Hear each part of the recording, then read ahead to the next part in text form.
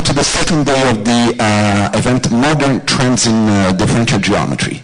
We're very excited to have you here, and it is an honor for me to introduce the first speaker, who is Pierre Pensou.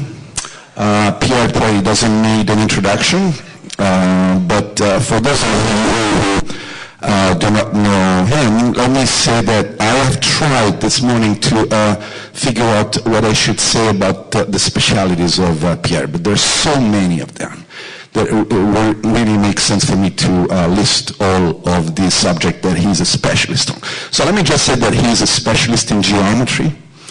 And the title of his talk today is going to be Large-Scale Conformal Geometry. So thank you, Pierre. You can now tell us about this. Thank you. Thank you. So thank you for inviting me to this nice event. And I'm glad to speak on an audience which is a bit different from my usual audiences. So can you hear me? Okay. Now, I'd like to perform conformal geometry in the context of discrete groups. So this is not obvious, right? Conformal is really linked to the continuous world, so this requires an effort, and I'll try to explain the different steps. But now, where does the question come from? So it comes from geometric group theory, and the motto of group theory, of the geometric group theory, is to replace algebraic data like isomorphisms, homomorphisms by geometric objects. And it has turned out, this was not expected beforehand, that this is a very fruitful approach. So now, what is the geometric analog of a group homomorphism? This is a coarse embedding. So here is the definition. So a map between metric spaces is a coarse embedding if distances in the range can be estimated by distances in the domain in some way. So here the estimate is given by two functions, alpha and omega, and what is required is simply that the function alpha, which is a real function of one real variable, tends to infinity, at infinity, and the omega just is finite, right? And of course, by construction, the main examples are injective group homomorphisms.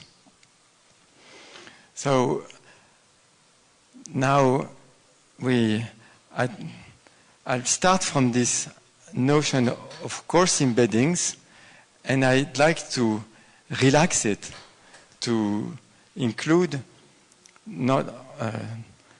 I think of course as metric, so like a relaxation of isometric embeddings, and now I want a relaxation of conformal maps. But so let me, before, it will take some time until I reach some definition, pretty ugly. So, but let me indicate what kind of results we expect. So results like a group does not embed into another group. So this can be taken literally in group theory, group homomorphisms, or in terms of coarse embeddings, so metrically. And I'd like to propose a notion, a conformal variant of this. And so about this notion of coarse embeddings between metric spaces and groups, let's say this has been existing for, let's say, 50 years, and there are quite a number of invariants of results saying that this space does embed in that space, or this space does not embed in that space uniformly. But they're usually of a qualitative nature. So the invariants that show up are, for instance, dimension. So asymptotic dimension, which is a large-scale variant of topological dimension. That's an example of an invariant that needs to increase under a coarse embedding. But this takes values which are either integers when it's finite, or a profile, a function, if not. And so the existing invariants are kind of qualitative. And here I'd like to describe invariants, numerical invariants that take continuously many values. And for instance, we'll see that these invariants, they apply in particular to the class of groups introduced by Forget Lauret yesterday, these quasi-abelian groups. So these are semi-direct product of an abelian group, Rk, by R, so determined by some matrix A. And we'll see that the group SA embed coarsely in SB only if some number cooked up from the matrix is increasing. So this is typically what I have in mind. So now, and it turns out that the result is valid for coarse embeddings, but extends to a wider class of maps with some conformal flavor. So for this, we need to express conformality in a metric manner, in terms of distance. So the interplay between conformal geometry and distance geometry, this goes back rather far in the past. This goes back to this guy, Gerhard de Kremer, who invented a new world map in the 16th century. And we have this very familiar map, this Mercator map of the Earth. It's a conformal mapping in the sense that angles between curves are preserved. Angles on the map and correspond to angles on the Earth. And this was designed for use by navigators, for which keeping a constant angle with meridians was easy using a boussole. This one of basic rules of navigations. But we are so familiar with this Mercator map that we know that distances are strongly distorted, especially near the poles. For instance, on the Mercator map, Brazil appears as a very small country, much smaller than Greenland. And this is really unfair because Brazil is such a more interesting country than Greenland. So, and the reason is that Brazil is situated near the equator, where the distance distortion is nearly inexistent, whereas Greenland is close to the pole, where the distance distortion becomes huge. So the need to control distance distortion under conformal mappings has a very early roots, and it developed in the 19th century. So maybe you remember the Schwarz lemma. This has to do with holomorphic functions of one variable. So when they're injective, such holomorphic functions are conformal.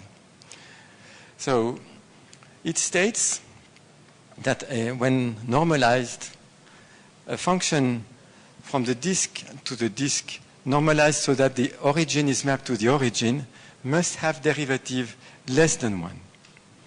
This is metric. Indeed, here is a essentially equivalent reformulation relying on the hyperbolic distance on the disk. Hyperbolic distance is designed to be invariant under automorphisms of the disks, and so it allows to get rid of normalization. A holomorphic map of the disk to the disk has to be one Lipschitz with respect to the hyperbolic metric. Right? So now it really comes to a metric statement. And we know that an easy consequence of the Schwarz-Pick lemma is the fact that holomorphic functions, when on the whole plane, if bounded, must be constant. So I expect all of us to be familiar with these results. So this is the beginning of the metric theory of conformal mappings in 2 dimensions. So next, let's go to higher dimensions. So conformality of diffeomorphisms between Riemannian manifolds can be defined in terms of preservation of angles, but I prefer to formulate it differently. The differential maps infinitesimal spheres to infinitesimal spheres. So there are existence theorems, like the fact that hyperbolic space is conformal to a ball in Euclidean space, and also non-existence theorems, like Euclidean balls are not conformal to the whole Euclidean space. So nevertheless, this generalization is a bit disappointing, since there are very few conformal mappings in higher dimensional Riemannian geometry. Indeed, for Euclidean domains, Liouville's theorem, that's the mid-19th century, states that all such mappings extend to global conformal mappings of the sphere and belong to this Lie group of Möbius mappings. So higher dimensional conformal geometry suddenly becomes extremely rigid, and a solution, a way to escape this rigidity has been discovered later on, early in the 20th century. It's the idea of quasi-conformal mappings. So for diffeomorphisms, this means that infinitesimal spheres are mapped to infinitesimal ellipsoids, but with bounded eccentricity. So any diffeomorphism on the compact set is quasi-conformal. What is important here is uniformity. So here is the basic example of a quasi-conformal mapping is the power map, z to the k. Let's z to z times absolute value of z to the k minus 1. This is a radial map, and this is quasi-conformal. It's diffeomorphic except at the origin. I don't want to take time to define a quasi-conformal homeomorphism, but this can be done. And this is the prototype. So again, there turn out to be non-existent theorems. And Grot's theorem is that Euclidean balls in all dimensions are not quasi-conformal to full Euclidean spaces. And now let me give some detail on that theorem. So the basic tool is a version of the Schwarz lemma adapted to the quasi setting. And instead of stating that the conformal map has to be Lipschitz with respect to some metric, to the hyperbolic distance in a ball, it states that the conformal map is a quasi-isometry. So quasi-isometry means that there is a Lipschitz constant, but also some additive constant, meaning that we have essentially no control on short distances. So this is the quasi-Schwarz lemma of Grotz. Wait, can't we say anything at all for short distances? So indeed, the example here, the power map Z to the K, this is merely Hölder continuous at the origin. So indeed, you cannot expect quasi-conformal maps to be Lipschitz. But nevertheless, one can say more, and this is a part of Grotsch theorem. One can say that quasi-conformal maps are quasi-symmetric, and this is my next notion. So, up to now, we were dealing with diffeomorphisms and their differentials. So, we had an infinitesimal view on conformal geometry. Next, we go to a slightly larger scale, still small scale, but not infinitesimal anymore. Let's call this a microscopic notion. So quasi-symmetric is expressed by a weird inequality involving distances between 3 points. So I prefer to provide you with a picture. So quasi-symmetric means that metric distance spheres in the domain are mapped into annuli. So they are squeezed between concentric spheres in such a way that the ratio of radii stays bounded. In fact, this applies not only to distance spheres in the domain, but distance annuli. And then the ratio of radii in the range will be bounded in terms of the ratio of radii in the domain only. This is exactly what this weird inequality, 3-point inequality means. Right. So annuli are mapped to quasi-annuli. This is quasi-symmetry.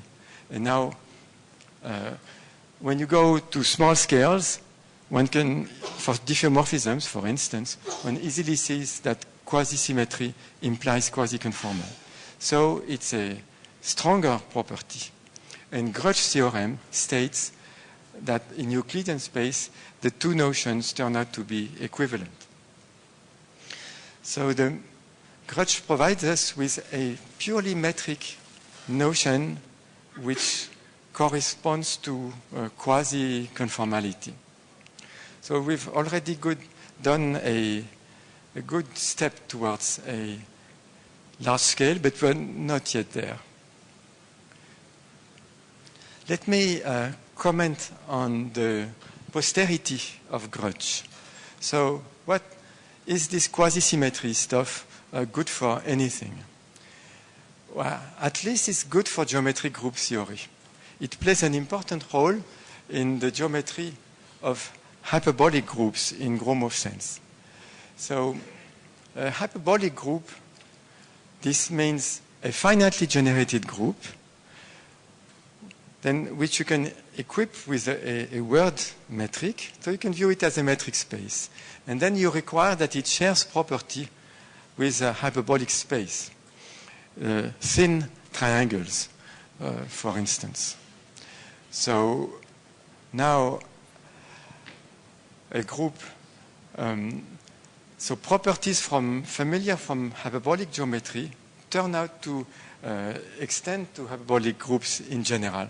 In particular, the existence of an ideal boundary, which encodes the way geodesic rays go to infinity. So this ideal boundary is a compact topological space. It doesn't have a canonical distance on it, but it has a family of visual distances depending on choice of a point. So if you choose a point O in the group, then you can define distance between 2 points at infinity A and B as follows. So by definition, these points correspond to geodesic rays from O to A and from O to B. And in hyperbolic geometry, the geodesics tend to separate very fast. But there is a certain distance from O where the two geodesics are at, let's say, unit distance. Let's call this R. And then define distance between A and B are by e to the minus r. Not quite, that is a quasi-distance in general. So this is what is called a visual distance on the ideal boundary. And now it turns out that quasi-isometries of the group extend by some kind of continuity to homeomorphisms of the ideal boundary which are quasi-symmetric. And the converse is true. So this means that the geometry of the group up to quasi-isometry is entirely encoded in this geometry of the ideal boundary up to quasi-symmetry. And this is indeed the case. But now, so this means that quasi-isometries, so they act on the boundary and they don't even quasi-preserve these visual distances. So the natural invariant class of distances on the ideal boundary of a hyperbolic group is larger. You should include there all distances which are quasi-symmetrically equivalent with a visual distance. It's in order that the class be not too wide, we will stick to Alforce regular metrics. Alforce regular means that the volume of balls is a power of the radius in a uniform manner. So, in this class of Alforce regular metrics, quasi-symmetric to visual distance, this is sometimes called the quasi-symmetric gauge of the ideal boundary. This is the object that contains the geometry of the boundary and indirectly the isometric geometry of the group. Right. So in this hyperbolic world, we see a connection between large-scale distance geometry of a group and this quasi-symmetric geometry of the boundary. So you see that this Grotsch idea has turned out to be rather successful. So now, let's go one step further. So we're still playing with homeomorphisms of continuous spaces, and now I'd like to jump into the discrete world and play with sphere packings. So in Euclidean space, a sphere packing means a collection of spheres whose interiors are disjoint. Now there is an incidence graph where you put one vertex per ball and you put an edge between two vertices if the balls touch. This gives this kind of pictures. And now let's adopt a bit unusual point of view on packings. Let's view a packing as a way to map a certain graph into Euclidean space. And so, given an abstract graph, let's say that it is packable in Euclidean space Rd if it is the incidence graph of some ball packing in Rd. So, this point of view is inspired by a deep theorem by Koebe, and that characterizes packable graphs in 2 dimensions.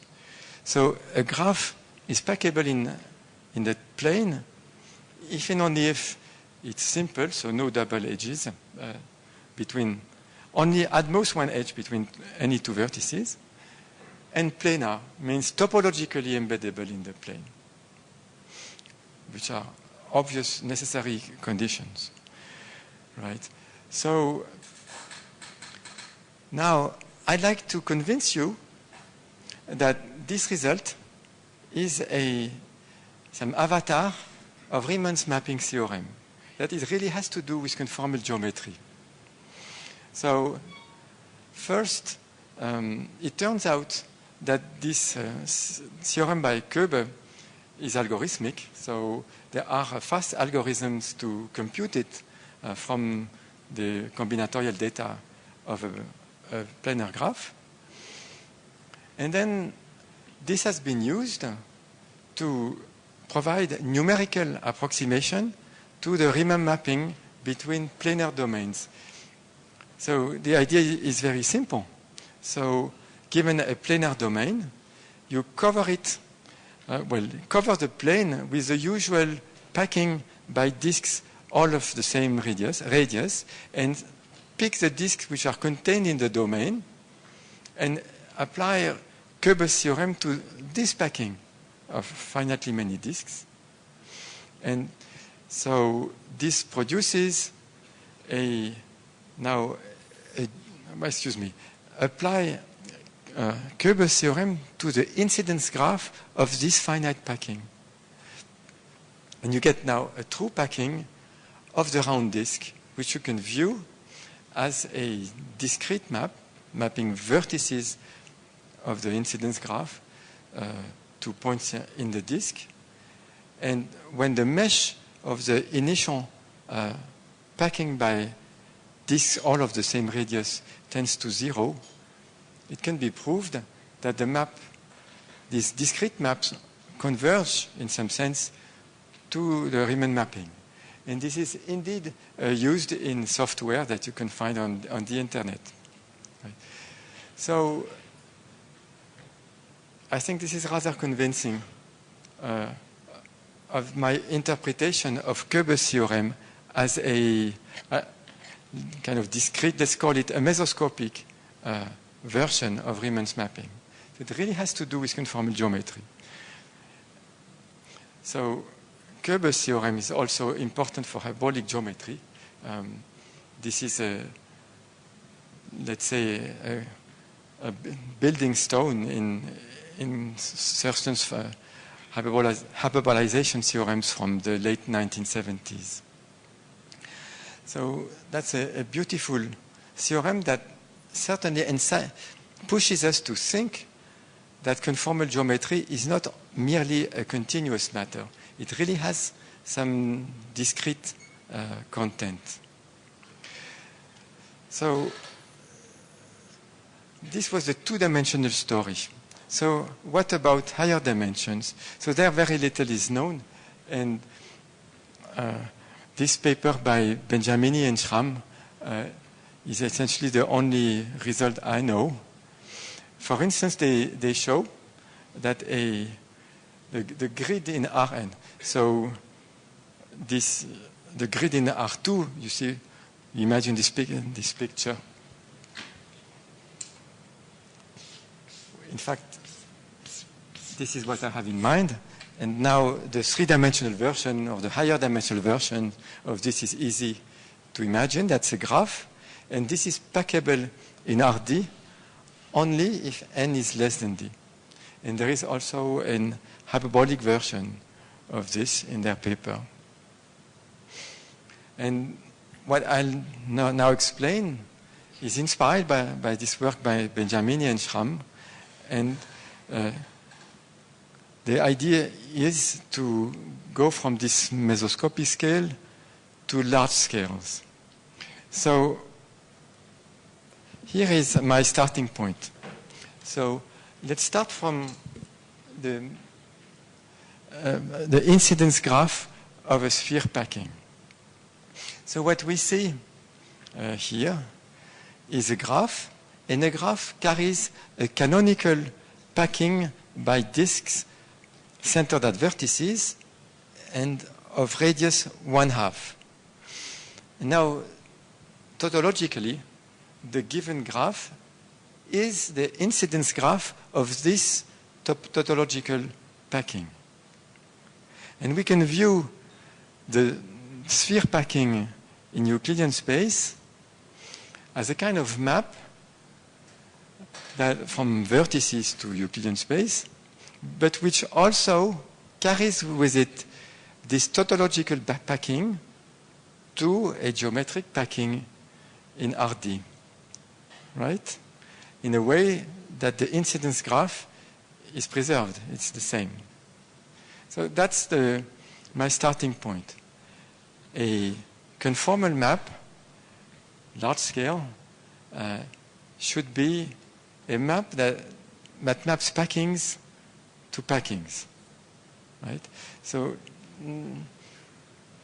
from now on, I will be rather fast because I don't want you to get bored by unpleasant definitions, but I'll give them nevertheless. But I don't expect you to absorb this definition instantly. There are too many notations.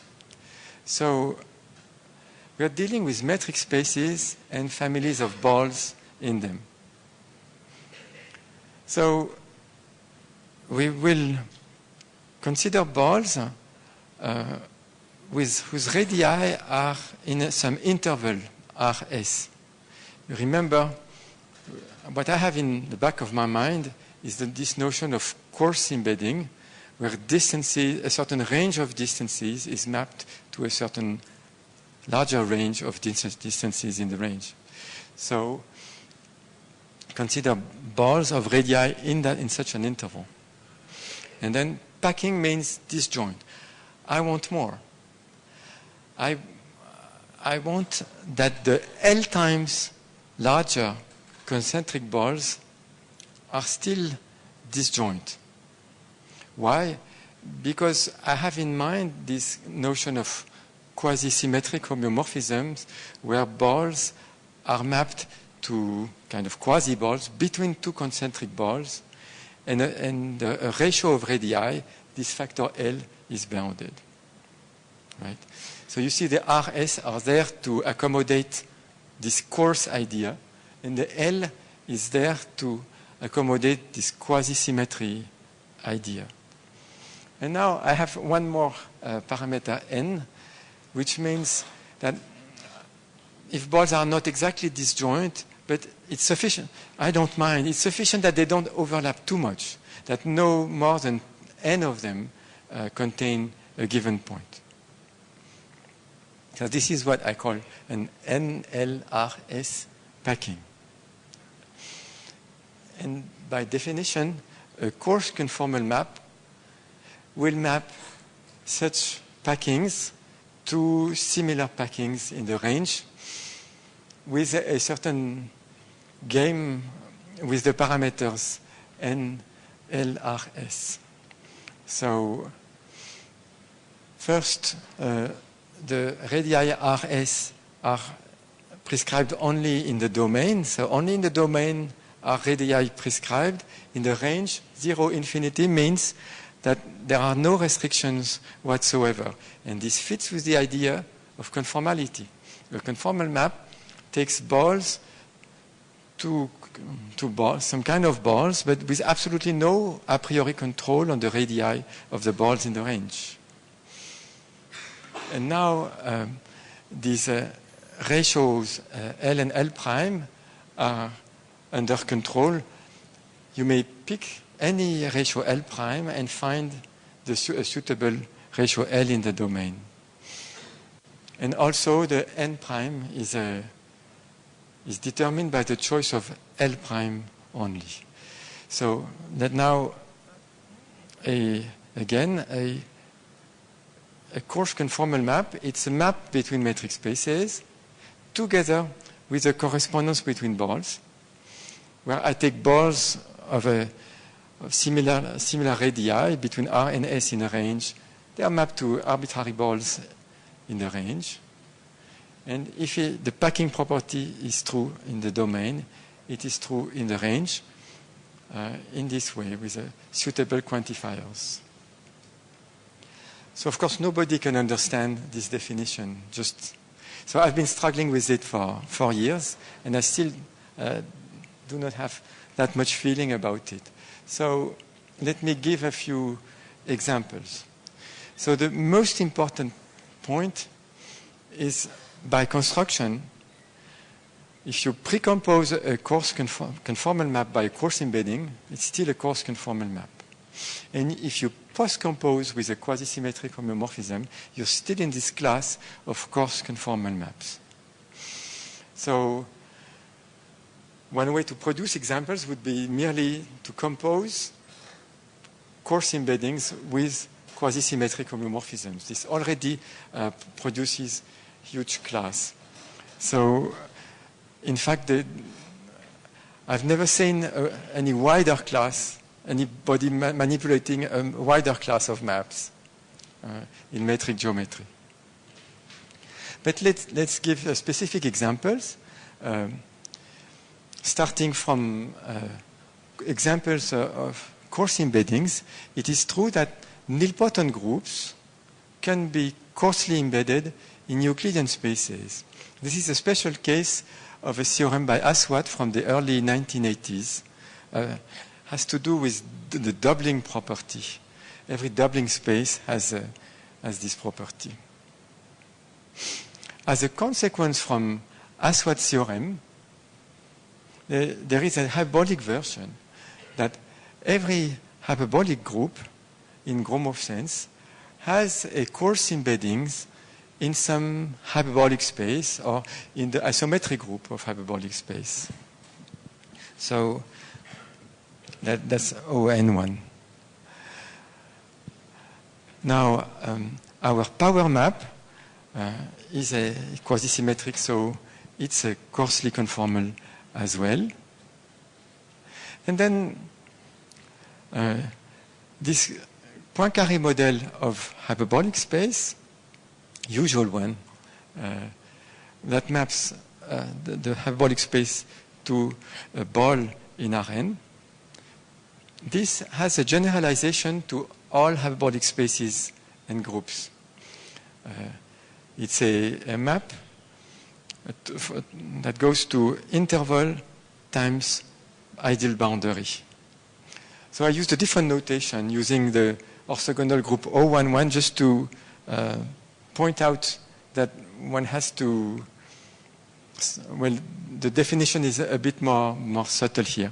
So anyway, we see that this conformal geometry is rather rich, and we shall indeed use essentially all these examples in arguments. So although the class is large and flexible, my goal is to provide abstractions. So, for instance, I just wrote that nilpotent groups can be coarsely conformally mapped to Euclidean space, and to which Euclidean space? What is the dimension in the range that can be achieved? Even for the three-dimensional Heisenberg group, the answer is not known. So, and another class of examples are these quasi-abelian group that Jorge Loret mentioned yesterday. So, this, when A has only positive eigenvalues, the group SA is hyperbolic as a Lie group. And so we know from Bonk and Schramm that it embeds in some high-dimensional hyperbolic space. But which dimension? This we don't know either. So here is a partial answer. So the answer is that some invariant, some kind of dimension must increase in a conformal, a coarse conformal map.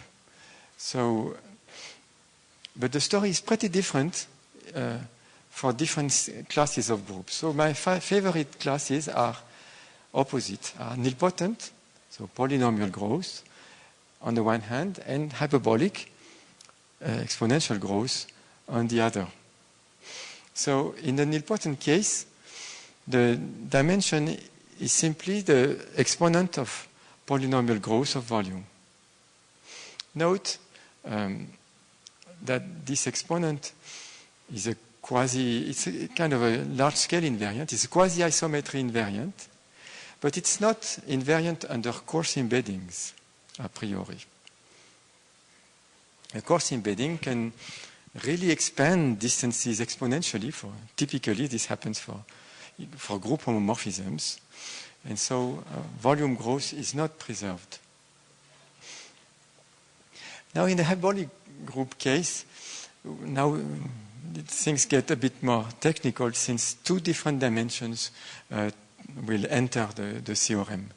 So one, D1 and D2. So D2, the conformal dimension of the ideal boundary, by definition, this is the infimel Hausdorff dimension of metrics in the quasi-symmetric gauge of the boundary. You see, there is no canonical metric. There is a family of metrics naturally defined on ideal boundaries of hyperbolic groups, this conformal gauge. And we simply take the infimum of the Hausdorff dimensions. And the other one, called cohomological dimension, has to do with LP cohomology. I don't want to enter too much in the subject now. I've made an effort to extract an open problem. You see, it's very vague. So I'll show that certain numerical invariant increases under coarse conformal maps. So the question is, find others, because we'll see in the Lorentz quasi-abelian family, this does not suffice to determine all possible embeddings. So more needs to be found. So I take this opportunity to advertise again that I want your favorite problem, right? So you have until Thursday morning to send it to me, or to Frank, or to both. Thank you. So now let's, here is the theorem. So we are dealing with these two classes of groups, nilpotent or hyperbolic. And they can be either finitely generated or Lie groups. In our coarse geometry setting, this makes hardly any difference. Then, if one of such group maps conformally to another, then some dimension must increase for the dimensions I just defined very fast. So, numerically, this gives some information. For example, the 2n-1 dimensional Heisenberg group can be embedded in Rn only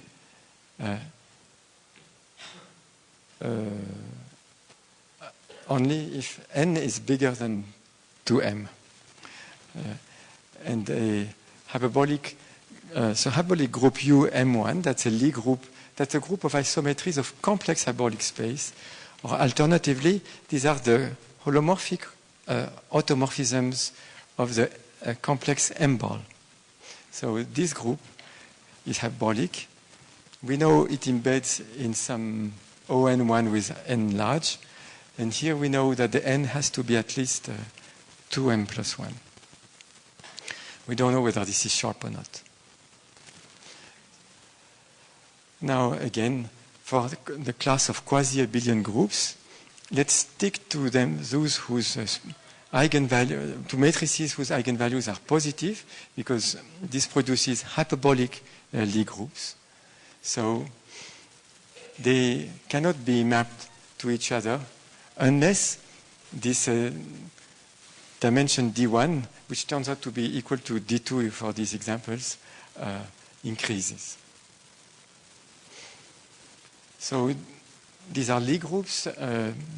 Most of them do not have lattices. There are no discrete co-compact subgroups there. But our theorem nevertheless applies to discrete groups as well. But we need to jump from the Lie group case to hyperbolic buildings. There are families of buildings in 2 dimensions, which again is a very rich family whose dimensions fill in a countable but dense set in a half-line. And these groups sometimes can be mapped to each other in a not really obvious manner. So that's a really non-trivial problem to decide whether you can map them to each other. And here we get some information that their characteristic, their conformal dimension D, must be in the right order for such a map to exist. Let me mention work by my young colleagues Hume, McKay, and Teixeira, who have an alternative approach and get the same result precisely for this class of examples. So these are some kind of a discrete, finitely generated cousins of Loray's quasi-abelian groups. So that's the main theorem. I don't intend to explain the proof of this, simply just to give you the flavor, just mention the main tool in the argument. So the main tool is a notion of energy. So the game here, again, is inspired by this work by Grotsch in the early 20th century. So to exploit conformal invariance. And Grotsch used the fact that the Dirichlet integral, so the squared, the L2 norm of the gradient of a function, this is a conformal invariant. So, meaning, if you compose U with a conformal mapping, holomorphic function, then you get the same integral. Or alternatively, if you perform a conformal change of Riemannian metric, this integral isn't changed. So this is what Grotsch used in 2 dimensions, but his argument works in any dimension. In dimension n, you should simply put the nth power here. This is a conformal invariant. Now I'm in this wider framework of metric spaces with no extra data. So I need a substitute for this Dirichlet integral. And here I call it P energy. And here is the definition. So there's not only one notion. So you'll see these parameters L, R, S showing up again. Why? The idea is to discretize the space by replacing it by the center points of balls in some packing. I view a packing as a discretization of space. And so pick a packing and then define the analog of Dirichlet integral as follows. So on each ball of the packing, the function has some max and min. The difference, max minus min, I call this the oscillation of the function on that ball. And I'll sum the piece powers of these oscillations. Of course, this depends on the packing. So let's take the supremum over all packings of a certain quality. And this gives this energy, EPLSRS of U. So, fortunately, often there exist functions with finite energy, non-constant functions. So, on Alfors regular metric spaces, again, D Alfors regular means that volume of ball of radius R, well, there is a measure such that the measure of ball of radius R is proportional to R to the D. So a Lipschitz function on such a space will have finite D energy. Indeed, oscillation is controlled by size of the ball times Lipschitz constant. And now, when you sum size of the ball to the D, it's measure. So, and the sum of measures is less than the measure of the total space if it's a packing, if balls are disjoint. And if the multiplicity is bounded, it's bounded by n times the total measure. Right. So such functions with finite energy, there exist plenty of them on Alfors regular metric spaces. Right. So nevertheless, it's a bit, and this works for whatever R and S is. In fact, you can take R equals 0 and S equals infinity.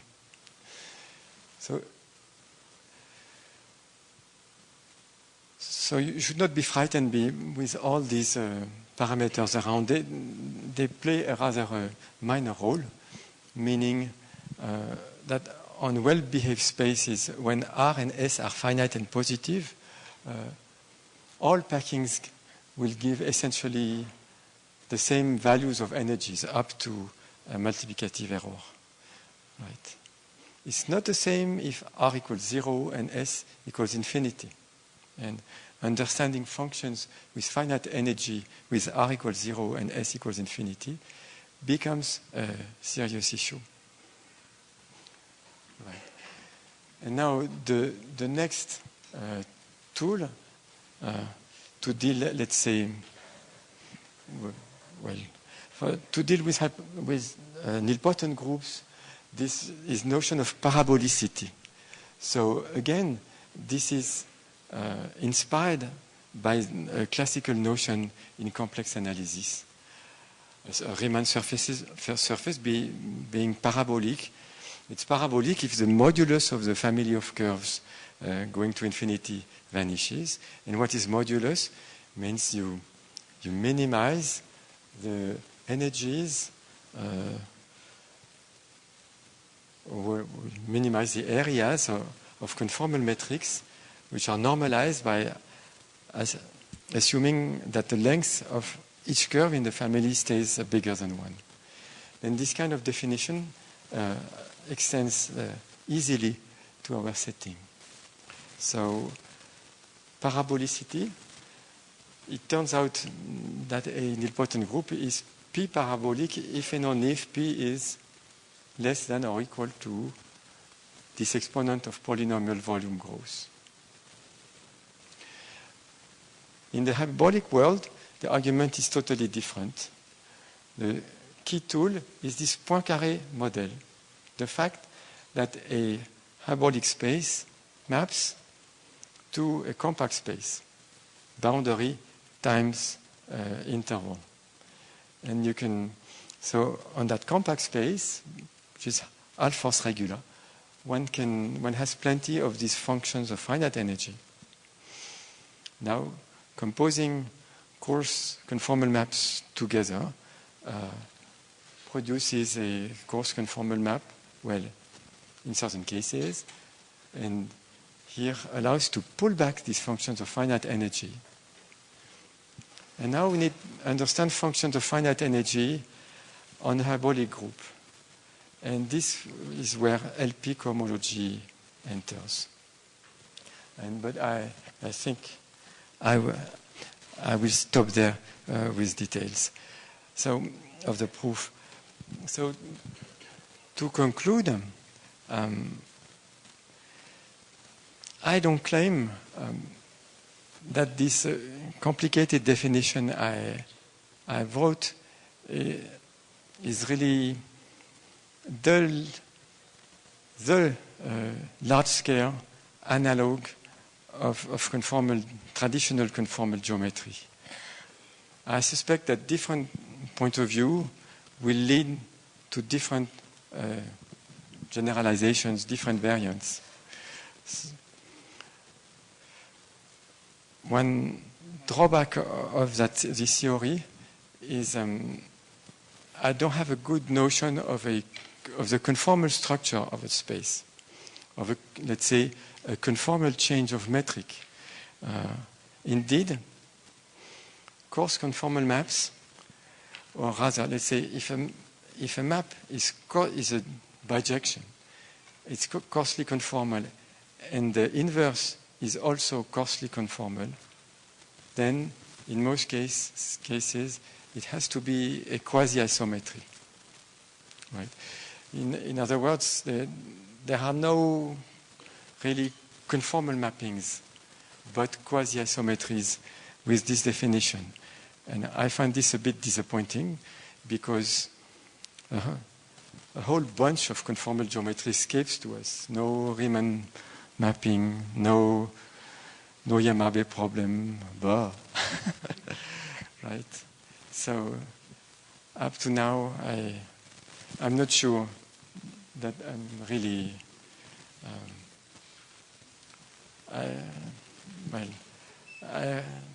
it's just an attempt, and let's take it as it is. Right? It's already, but let me insist that if we give up this crazy hope to perform conformal geometry in a large-scale world, at least for the results obtained here, merely for coarse embeddings in a purely metric, forget conformal geometry. They are new, right? So, and there are more to come using this kind of ideas. So thank you for your attention.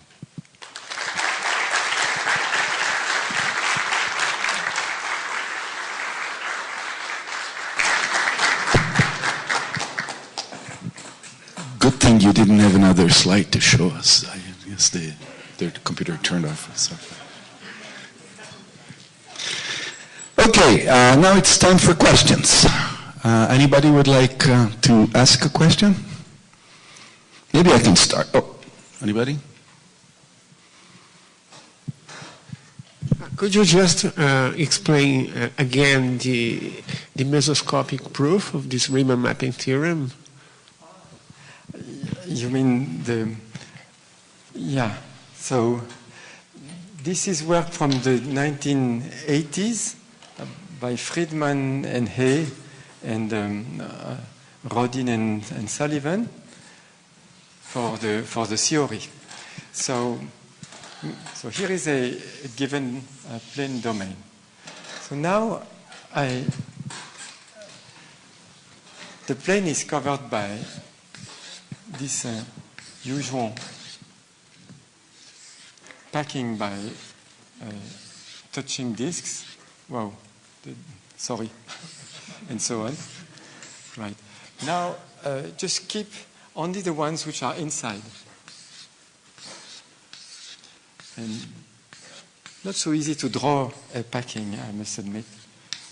So now consider the incidence graph of the part of the classical packing which is contained in the domain. And so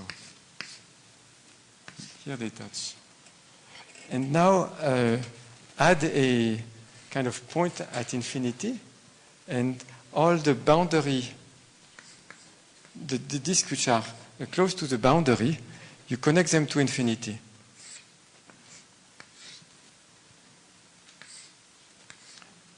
Right. This produces a finite planar graph, and you can apply Koeber's theorem to it. So what does this give you?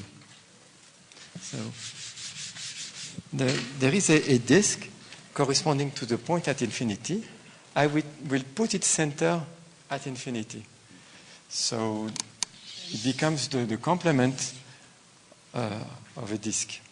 And now the other disks of the packings, they are inside.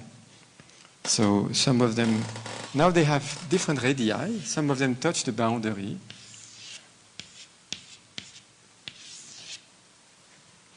And now I draw the centers here, and I consider the finite map that maps these vertices here to the corresponding centers of disks there. And then, now the theorem by Rodin and Sullivan is that when the mesh here tends to 0, this finite map converges to the Riemann mapping of this domain to the disk. And this is indeed what is used in software. I invite you to have a look. This is spectacular.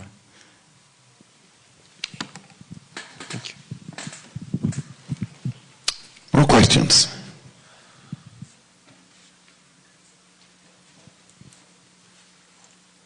So let me ask you something. How about, no, I would like to, actually. Okay, I'll try. How about you take the coarse conformal diffeomorphism of symmetric space? This is a group, I would guess. Any idea about the structure of this group? Is this a... That's a point I mentioned in the end. If a map is a bijection, is coarsely conformal, and the reverse map is coarsely conformal, then the map has to be a quasi-isometry, so nearly by Lipschitz. And so what we get is a by Lipschitz group, or a metric space, and which is not uninteresting, but which does not have a conformal flavor anymore. That's a drawback of this notion. So this was not a good problem, I guess. Yeah. Anybody has a good problem to propose?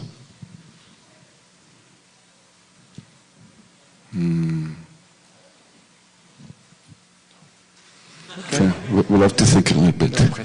How about we have a coffee break and we think about this problem, and we can also propose problems after the talks. It doesn't have to be immediately after, okay? So let's thank the speaker again for this nice talk.